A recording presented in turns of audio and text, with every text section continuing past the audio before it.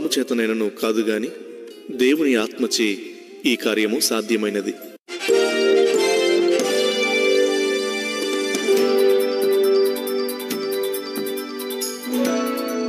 ప్రేక్షక మహాశయులకు నమస్కారం. మరొకసారి మన సాహితీ సంపద అనే ఈ కార్యక్రమానికి మిమ్మల్ని ఆహ్వానిస్తున్నాను. మనం రెవరెండ్ ముంగమూరి దేవదాస్ అయ్యగారి జీవితాన్ని, సాహిత్యపరంగా వారు చేసినటువంటి విలక్షణమైన సేవను గురించి మనం ఆలోచిస్తూ ఉన్నాం. క్రితం వారు రాసినటువంటి అద్భుతమైన పాటల గురించి మనం ఆలోచించాం. ఆ పాట వంటి విశిష్టత, ఆ పాటల్లోని భావస్ఫూరకమైనటువంటి ఉద్దేశాలు, భావాలు, పదజాలం, వీటన్నిటి గురించి మనం సూచాయిగానన్నాను మనం చూడగలిగాం. ఇది మనం ఆ పరంపరలోనే కొనసాగుతున్నటువంటి శీర్షిక. ఇది రెండవది. మీలో ఎంతమంది పెదకాకానిలో జరిగేటటువంటి ఆరాధన గురించి కానీ, అక్కడ వాళ్ళు ప్రతి ఏటా చేసే కన్వెన్షన్ గురించి కానీ మీరు విన్నారో లేదో నాకైతే తెలియదు. కానీ 2-3 సార్లు నేను అక్కడికి వెళ్ళటం సంభవించింది. 2 సార్లు మాట్లాడాను, ప్రసంగించాను కూడా. అదొక పెద్ద తిరణంలాగా ఉంటుందండి. ఎంతమంది హైందవ మిత్రులు, ముస్లిం మిత్రులు, స్త్రీలు అయితే బురకాలు వేసుకొని కూడాను ఆ కాకాని చేరుకుంటారు. బైబిల్ మిషన్ వారు ఏర్పాటు చేసే ఈ ఆరాధన క్రమంలో కొన్ని వేల మంది, కన్వెన్షన్స్కి అయితే లక్షల్లో వస్తారండి. అదే వారు చెప్తే నేను నమ్మలే. నన్ను స్పీకర్గా పిలిచినప్పుడు నేను వెళ్ళాను. దగ్గర 8-9 లక్షల మంది అందరికీ అక్కడికి వచ్చి భోజనాలు చేస్తూ ఉంటారు. కొంతమంది అయితే అయ్యగారి సమాధి దగ్గరికి వెళ్ళి ప్రత్యేకంగా ప్రార్థనలు చేసుకుంటారు. ఇంకా కొంతమంది అయితే ఆ చుట్టుపక్కల ఉన్నటువంటి పిడికడు మట్టిని తీసుకొని వెళ్తారు. సరే, ఎవరి నమ్మకాలు వాళ్ళకు ఉంటాయనుకోండి, అది వేరే విషయం. మొత్తం మీద అయితే అటువంటి భక్తి భావంతో అక్కడ ఈ దేవదాస్ గారు స్థాపించిన ఈ బైబిల్ మిషన్ పట్ల ఉన్నటువంటి గౌరవం కొద్దీ వచ్చి యేసునామాన్ని జపించి ఆ బోధనను విని యేసుక్రీస్తు రక్షకుడు అని విని తెలుసుకొని కొంతమంది అంగీకరించి ఆ స్థలాన్ని విడిచి వెళుతూ ఉంటారు. అది ఒక ప్రత్యేకమైనటువంటి అంశంగా నేనైతే భావిస్తూ ఉన్నాను. ఎందుకంటే నాకు తెలిసినంత వరకు అంతగా ఆకర్షించినటువంటి మిషన్ మరొకటి లేదు. క్రైస్తవులనే కాదు, క్రైస్తవేతరులను కూడా అసలు వాళ్ళే ఎక్కువ అండి. ఖర్చులు ఎవరు భరిస్తారో తెలియదు, భోజనాలు ఎవరు వడ్డిస్తారో తెలియదు. గుట్టల కొద్దీ అన్నం, కూరగాయలు ఇవన్నీ తీసుకొచ్చి ఎక్కడి నుండి వస్తాయో తెలియదు. కానీ చుట్టుపక్కల ఉన్నటువంటి పెద్దలందరూ తీసుకొచ్చి ఇస్తారు. ప్రత్యేకమైన ట్రైన్స్ వేస్తారు, ప్రత్యేకమైన బస్సులు నడిపిస్తారు, తండోపతండలుగా వస్తూనే ఉంటారండి. అక్కడికి వెళ్ళి రావడం అది ఒక జీవమైన అనుభూతిగా భావించవచ్చు.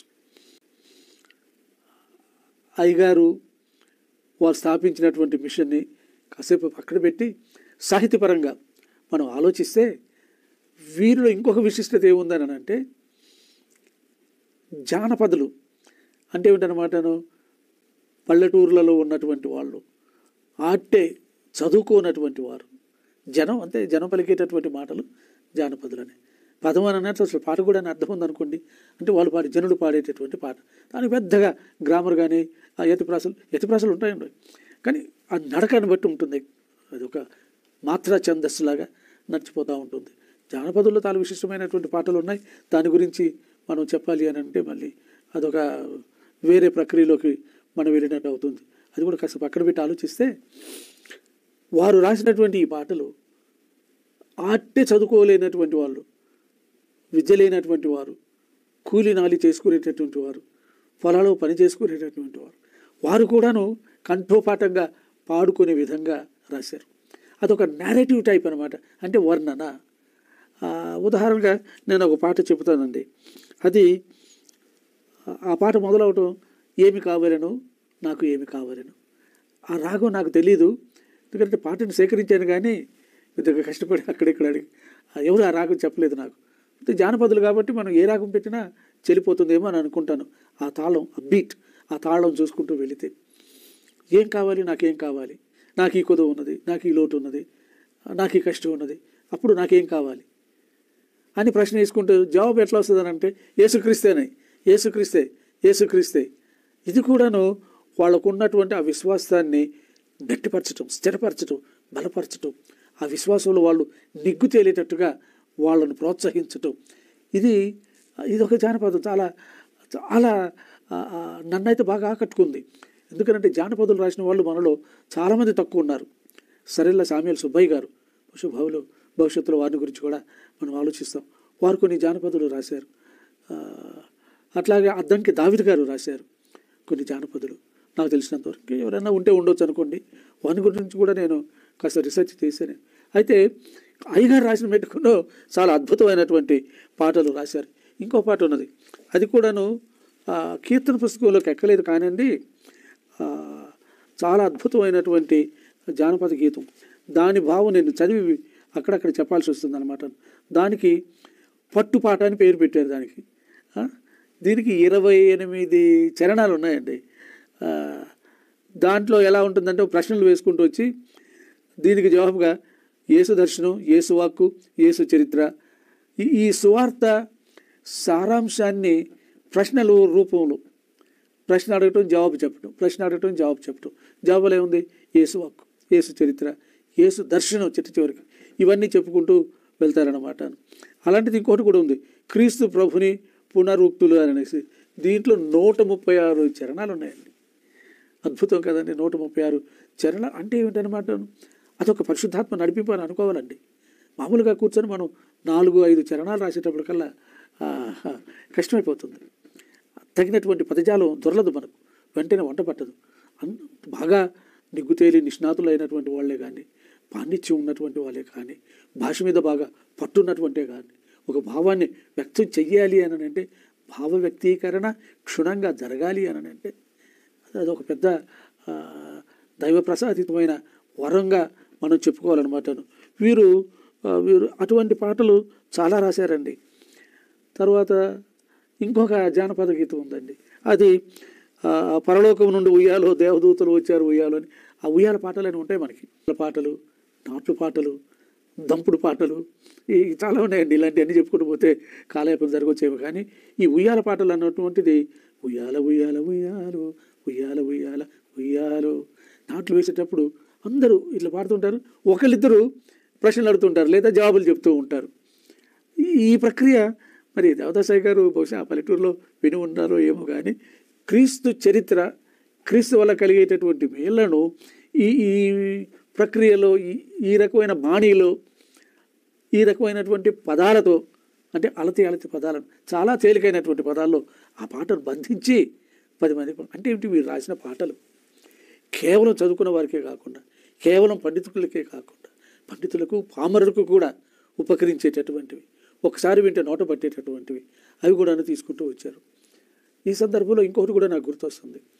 అది వారు యవన దశలోనే క్రీస్తుని అంగీకరించి క్రీస్తు దాసుడై దేవుని పిలుపుని అందుకొని ఆధ్యాత్మిక జీవితంలో మరింతగా ఒక మెట్టు పైకి ఎక్కాలని ప్రయత్నం చేసి ఆయన తన జీవితాన్ని ఆ విధంగా మలుచుకున్నాడు అని మనం చెప్పుకున్నాం ప్రతిసారి. దానికి సంబంధించి బహుశా ఆ దశలో ఈ పాట రాశారేమో అని అనుకుంటున్నాను. ఆ పాట నన్ను దిద్దుము చిన్న ప్రాయము, అది అందరు పాడే పాటేనండి. అది నన్ను దిద్దుము చిన్న ప్రాయము సన్నుతుండగు యేసు అని. మీరు కనుక జాగ్రత్తగా చూస్తే అది తప్పిపోయిన కుమారుడికి సంబంధించినటువంటి పాట. అది తప్పిపోయిన కుమారుడు తండ్రి దగ్గరికి రాకముందు తాను మనసు మార్చుకొని ఆయన దేవునికి మొరపెడతాడనమాట. యేసు, నా వయసు చాలా యవన దశలో నేను కొంత ఇలా తండ్రి ఇంటిని విడిచి బయటకు వచ్చినటువంటి మనిషిని, నేను తప్పిదం చేశానేమో, నన్ను దిద్దుము చిన్న ప్రాయం. అసలు ఏమిటి ఇంత అద్భుతమైనటువంటి కవిత్వం వీరి చేతుల్లో నుండి అలవోకగా జారిందా అని అనిపించింది నాకు. ఎందుకనంటే కష్టపడి కుస్తీపట్టి మాటలతో గారడి చేసేటటువంటి పాటలు కావండి. హృదయాంతరాలలో నుండి పెళ్ళు ఉబికొచ్చినట్టు ఆ భావం అంత పటిష్టంగా కవిత్వం, ఆ కవిత్వ పాఠవం, ఉపజ్ఞ, ప్రతిభవించేటట్టుగాను వారు చేసినటువంటి ఈ పాటలు అద్భుతమైనటువంటి పాటలు. వారు ఒక భక్తాగ్రేసరుడు లాగానే కాదు, ఒక మర్మయోగిలాగానే కాదు, కానీ ఒక మహాకవిగా నిలబెట్టినటువంటి ఈ పాటలు చాలా అద్భుతమైనటువంటి పాటలు. ఈ నన్ను దిద్దుము చిన్న ప్రాయం ఒకసారి విందామా అని, అది చాలా నచ్చినటువంటిది. తప్పిపోయిన కుమారుడి పాట విందామా?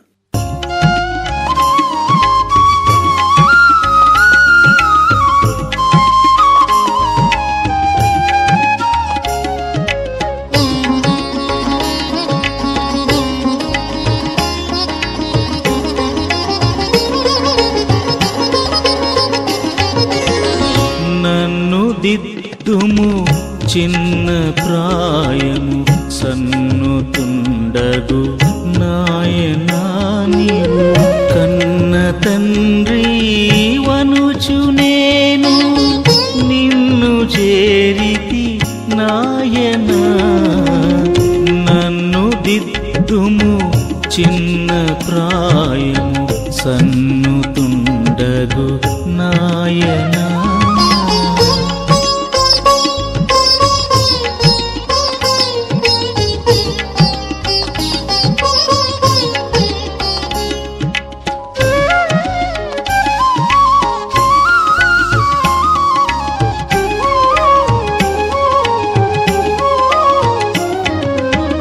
దూరమునకు పోయి నీదరి చేరనైతిని నాయనా నేను తారు మూర్ఖపు పిల్లనై కారడవి తిరిగితి నాయనా నన్ను దిద్దుము చిన్న ప్రాయము సన్నుతుండగు నాయనా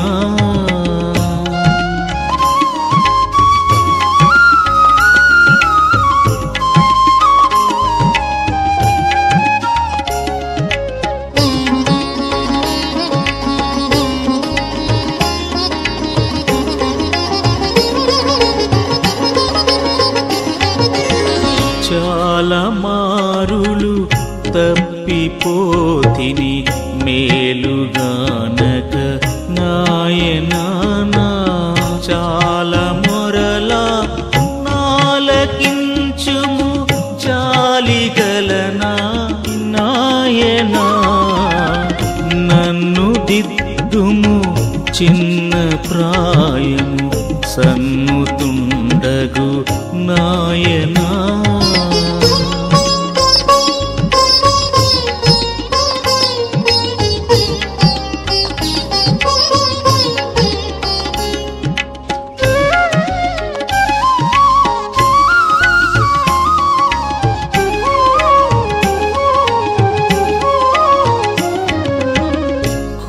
కొద్దినరుడను దిద్దినను నీ యొద్ద చేర్చుము నాయనా నీ యొద్ద చేర్చి బుద్ధి చెప్పుము మొద్దునైతిని నాయనా నన్ను దిద్దుము చిన్న ప్రాయము సన్నుతుండగు నాయనా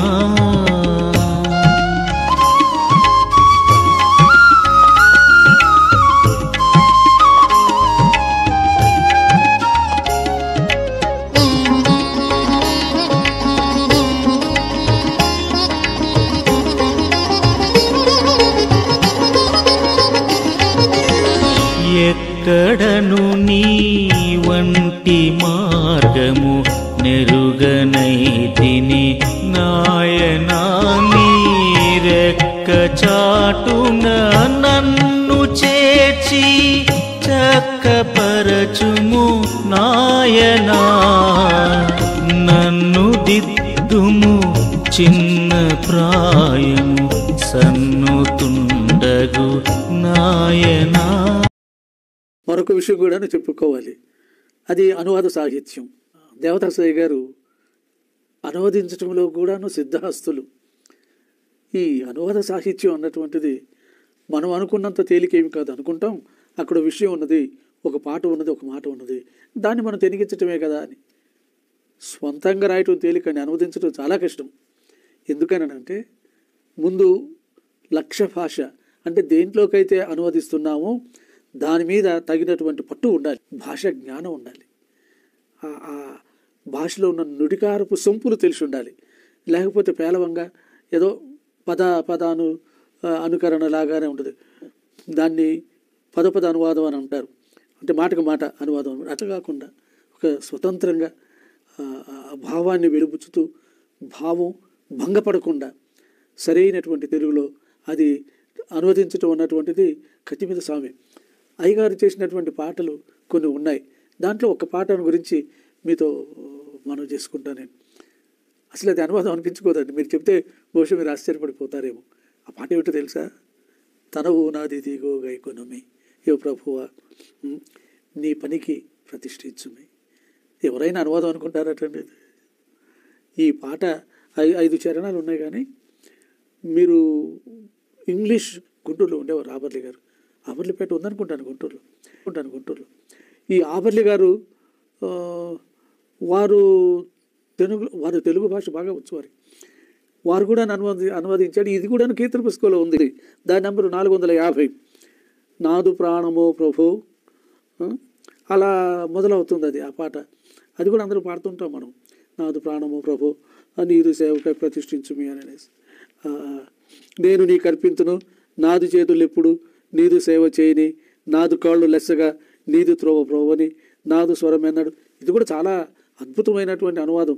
కాకపోతే ఇంగ్లీష్ పదాలకి దీటైనటువంటి తెలుగులో రాసుకుంటూ వచ్చారు.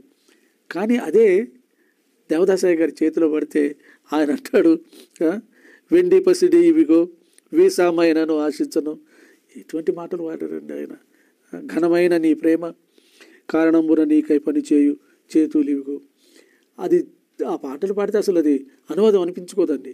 స్వతంత్రంగానే వారు రాశారా అన్నంత శుద్ధమైనటువంటి భాషలో లిఖితమైనటువంటి పాట అది. ఇట్లాగా ఆయన చాలా రాశారండి. మరి ఎందుకు కొన్ని కారణాల వల్ల ఎక్కువ పాటలు కీర్తన పుస్తకంలోకి ఎక్కలేదు. కానీ ఆయన రాసిన నా దృష్టిలో బహుశా ఒక 100 పాటలు ఉండొచ్చండి. అందులో కొన్ని కీర్తనలు ఉన్నాయి, జానపదులు ఉన్నాయి, వర్ణనాభరితమైనటువంటి పాటలు కొన్ని ఉన్నాయి, మరి ఉయ్యాల పాటలు ఉన్నాయి. చాలా విశిష్టమైనటువంటి రీతుల్లో ఆయా ప్రక్రియల్లో, అంటే క్రైస్తవ భక్తి సంకీర్తన సాహిత్య ప్రక్రియలు అన్నింటిలో కూడాను వారు రాసినట్టుగా నాకు బాగా గుర్తన్నమాట. ఈ పాటలను విన్న తర్వాత, ఆ పాటలో ఉన్నటువంటి సందేశాన్ని విన్న తర్వాత మన మనసులు నిజంగా ధన్యమవుతాయి. ఈ తనవు నాది ఇదిగో అన్నది ఎన్నిసార్లు వినబుద్ధి అవుతుంది. మనం దేవునికి సమర్పించుకోవాలి. ఈ పాటకి ఇచ్చినటువంటి హెడ్డింగ్ కూడాను సమర్పణ. అంటే మొత్తం సర్వం కూడాను దేవునికి అంకితం చేసి, నన్ను నీ సేవకు వాడుకు, నా చేతులు, నా కాళ్ళు, నా నాలుక, నా మాట, నా పాట, నా ధనం, నాకున్న సర్వస్వం కూడాను దేవా నీ సేవకు అర్పిస్తున్నా, నన్ను నీ సేవకునిగా తీర్చిదిద్దు అని చెప్పగలిగింది బహుశా ఒక దేవదాసయ్య గారేనేమో. ఎందుకంటే వారి జీవితం అంత విలక్షణమైనటువంటి జీవితం. వారి జీవితమే ఒక ఆదర్శప్రాయమైనటువంటి జీవితం. అనతి కాలంలోనే బైబిల్ మిషన్ అంతగా స్థాపితమైపోయేసేసి కోస్తల ఆంధ్ర అంతా కూడా ఎంత ఘనంగా స్థాపితమైందో చెప్పలేమన్నమాట. ఇటీవల కొత్త మిషన్లు చాలా వచ్చినాయి. కానీ బైబిల్ మిషన్ కొన్న ప్రాచుర్యం కానీ, బైబిల్ మిషన్ ద్వారా ప్రభావితులైన వారు, బైబిల్ మిషన్ ద్వారా ఎంతోమంది ఉద్దీపనం చెందినటువంటి వారు కానీ బహుశా లేరేమో అని అనిపిస్తుంది. మరి అటువంటి పాటల్లో తనువు నాది ఇదిగో గైకొనుము అన్నటువంటి పాటను కూడా మనం వినాలి. విని మన జీవితాన్ని ధన్యం చేసుకోవాలి. పాట విందామా?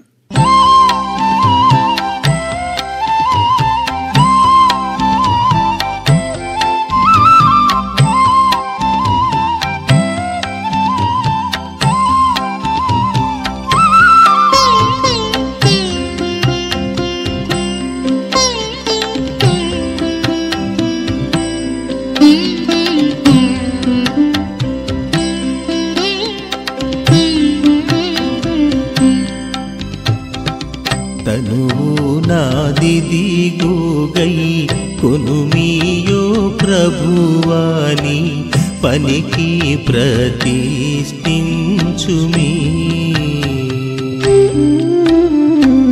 దినములు క్షణములు దీసి కొనియవి నీదు వినతిన్ ప్రవహింపాజేయను శక్తి నీయుమి. తనువు నాదిదిగో గై కొనుమియో ప్రభువాని పనికి ప్రతిష్ఠించుమీ.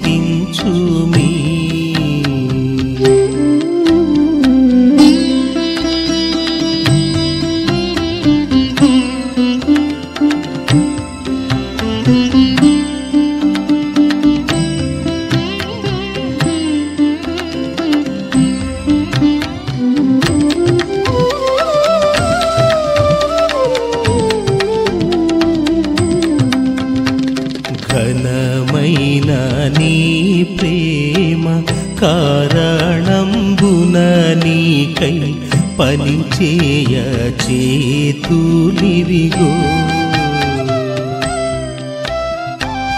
ఎనయంబు నీ విషయమై సొగసుగా చురుకు ధనముతో పరుగెత్త వినయ పాదములివిగో. తనువు నాదిదిగో గై కొనుమియో ప్రభువాని పనికి ప్రతిష్ఠించుమీ.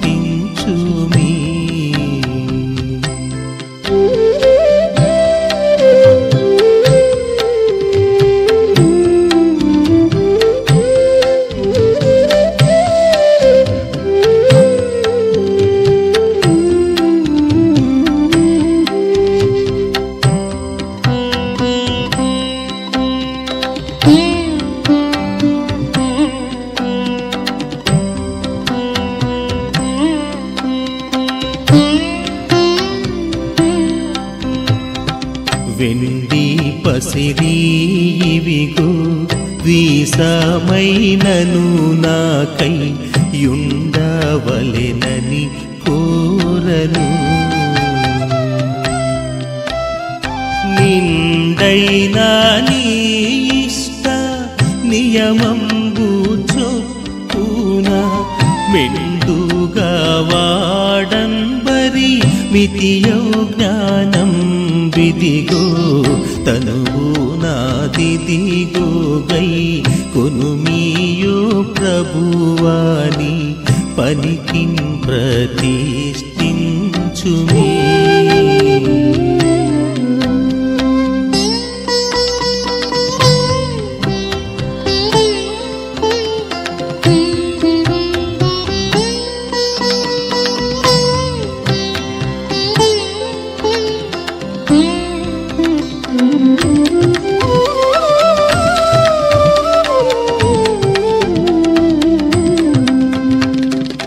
నా ఇష్టమిదిగో ఇది నీ ఇష్టముగా చేయ నా ఇష్టమి కంగాదది. నా ఇచ్ఛయున్నట్టి నా హృదయమిదిగో నీకేయది రాజకీయ సింహాసనమో. తనువు నాదిదిగో గై కొనుమియో ప్రభువాని పనికి ప్రతిష్ఠించుమీ.